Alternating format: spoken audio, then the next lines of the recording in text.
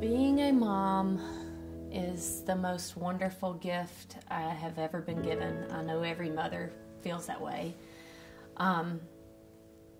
Being a mom to Brett is just the honor of my life. I cannot believe that God loves me enough that He picked me for her, or that He picked her for me. I cannot believe that He loves us that much, because she was so special, and she just made me the best possible version of myself. Just want to become more than I ever planned to be.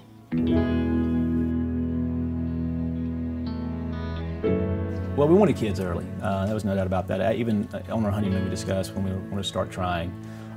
Started trying a year after marriage, and it took 7 years to actually conceive Brett.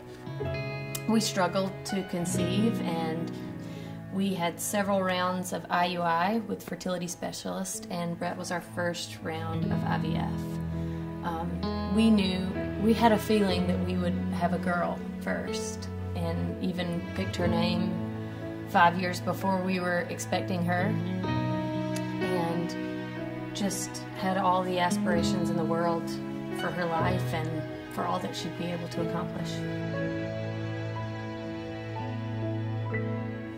The day that we got our NIPS results back, I was very anxiously waiting by the phone, and our doctor called to apologize that he knew this was hard to hear, but that our baby had Down syndrome. And then he informed us that she was a girl.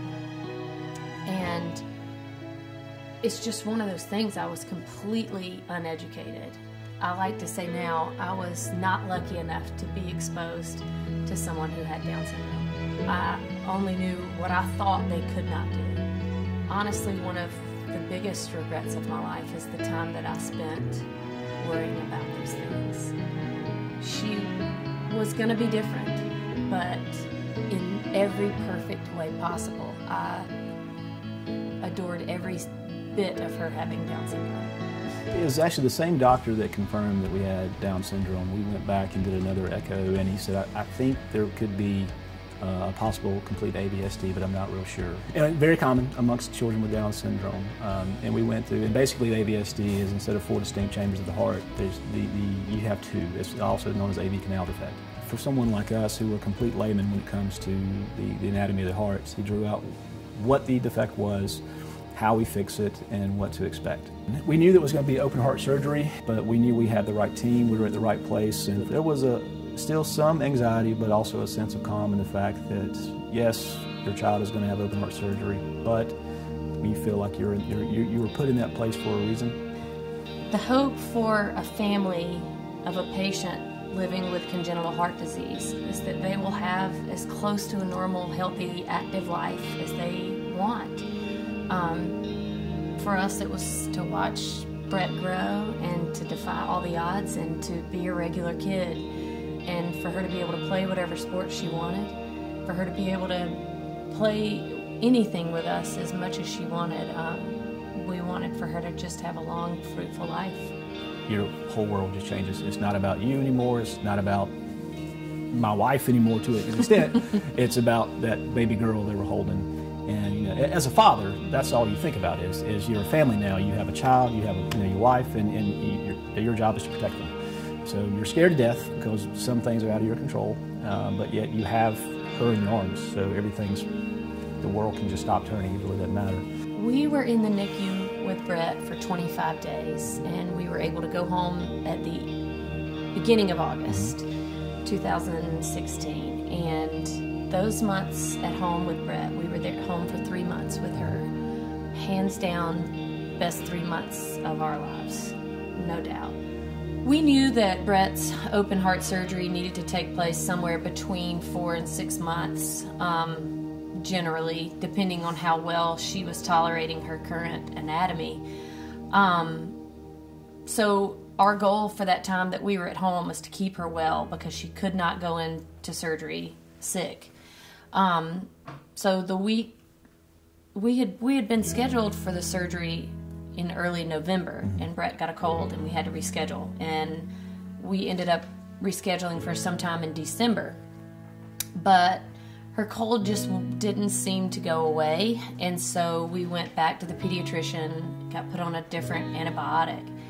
And November 14th, a Monday, we were home, and Brett's breathing was very labored that day. And she started grunting, and I wasn't comfortable with it. And so Bo came home, and I told him, I can't stay here and watch her work this hard to breathe. We called the cardiologist, who told us, yes, come on, and we went to Vanderbilt. We knew what was coming at 6 in the morning. We knew. But it didn't get real until about 3 a.m. when it was time to take the bath, you know, the pre-surgery bath, and we're getting ready, and she's in there just cooing and looking at us and smiling, and take that in. There's no guarantees in life, and that's tough to accept, but it's going to be okay no matter what. Hand the child over and just hold the one you love. Brett's anatomy was different. Brett's anatomy was difficult to repair, much more than most kids with an AVSD, and her valve was incompetent. We started the Brett Boyer Foundation in honor of our daughter who passed away from congenital heart disease, and it's our mission to continue to let her life and her light shine as we help other people who are fighting the same battles. Ellen and I know there's no cure for congenital heart disease, but we want to be champions to help raise money to advance the interests of research and development so maybe another family can take their child home.